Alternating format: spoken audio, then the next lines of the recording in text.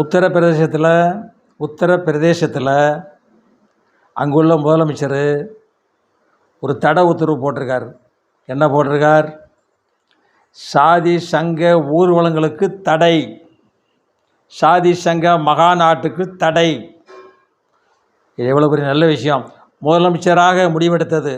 ஏன் தமிழ்நாட்டு முதலமைச்சர் இந்த முடிவு எடுக்க மாட்டேங்கிறாரு? எல்லா சாதி சங்கமும் கூட்டணியில் இருக்கிறதுனால எடுக்க மாட்டேங்கிறீங்க. எப்போ பார்த்தாலும் சுயநலம் தானா? மக்கள் நலத்தையும் பாருங்கள்.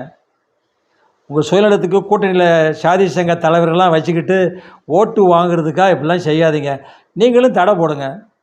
இந்த பஸ்ஸு ரோடு ஷோ இதெல்லாம் தடை போடுங்க.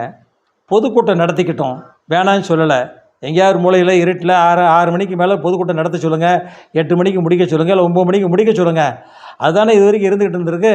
இப்போ ரோடு ஷோங்கிற பேரில் மக்களுக்கு போக்குவரத்து எவ்வளோ இடையூறு பண்ணுறாங்க பார்த்தீங்களா?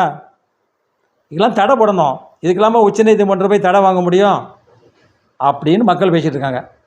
அடுத்த வீடியோவில் வரேன்.